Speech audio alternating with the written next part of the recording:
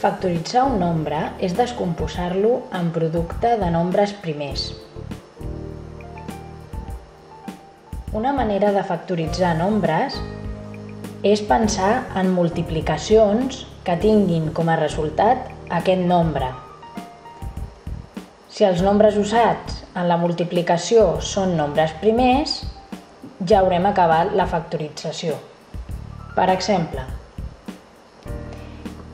el 6 és 2 per 3.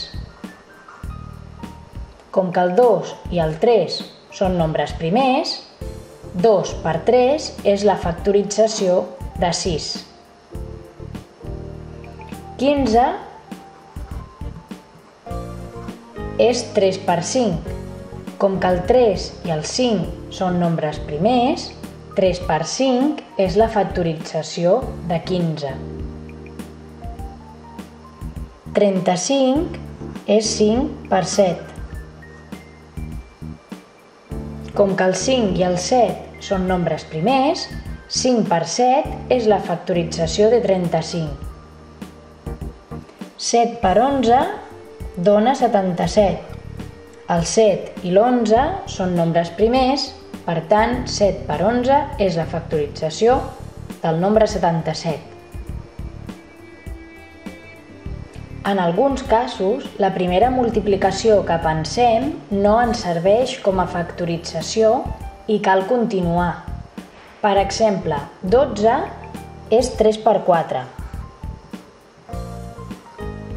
El 3 és un nombre primer, però el 4 no ho és.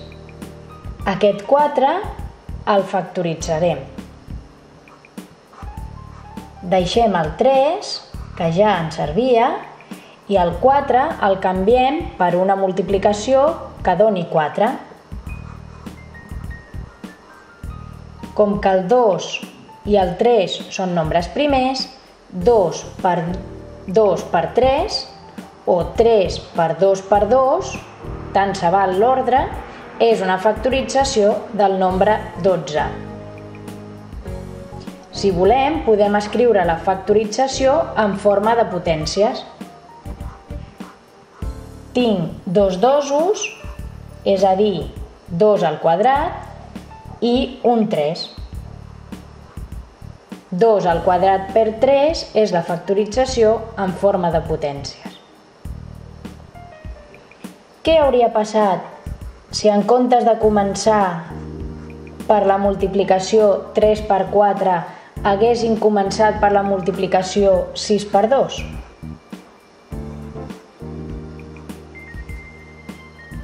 Aquí el 2 és nombre primer, però el 6 no.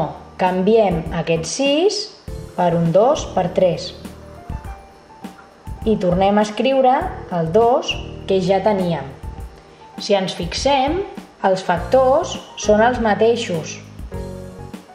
Si ho escrivim en forma de potències, tindrem dos dosos, 2 al quadrat i un 3. Obtenim exactament el mateix resultat. La factorització d'un nombre és única tret de l'ordre. Això vol dir que no importa per quina multiplicació comencem, perquè al final obtindrem el mateix resultat.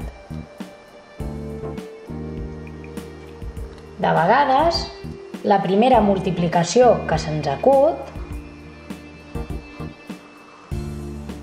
no ens dona cap factor primer. Així doncs, haurem de descomposar cadascun dels factors que hem utilitzat. En aquest cas, el 10 és 2 per 5 i aquest altre 10 torna a ser un 2 per 5.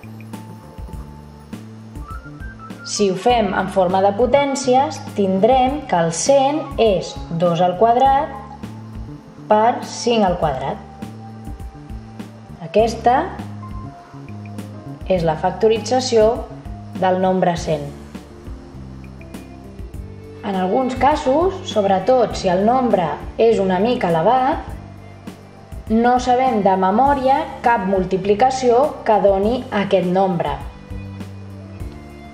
Llavors, el que podem fer és aplicar els criteris de divisibilitat per esbrinar si el nombre es pot dividir entre algun factor primer.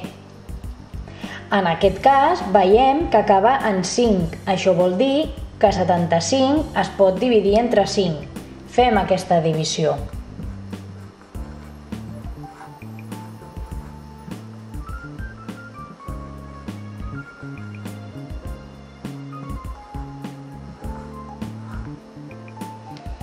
La prova de la divisió ens diu que 5 per 15 són 75, ja que la divisió és exacta.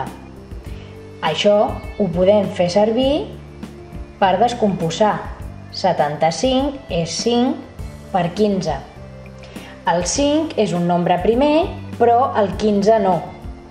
El 15 és més petit i ja sabem una multiplicació que dona 15. Serà, per exemple, 3 per 5. En forma de potència tenim 3 per 5 al quadrat.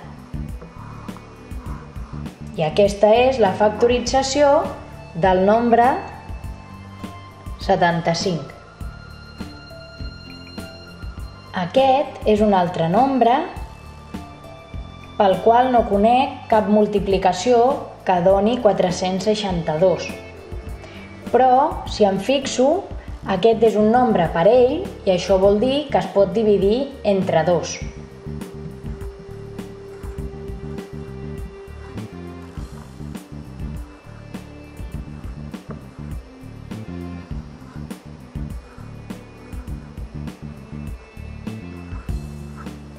La divisió em diu que 2 per 231 dona 462.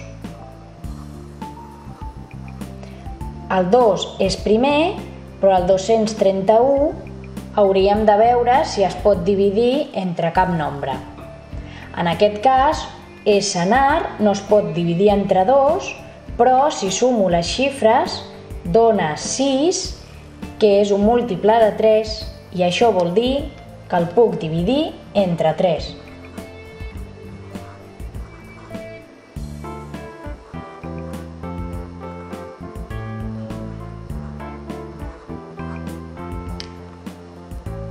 Ara 3 per 77 dona 231. Copio el 2 i en comptes del 231 apunto la multiplicació. El 3 i el 2 són primers, el 77 no ho és, ja que el 77 es pot canviar per un 7 per 11.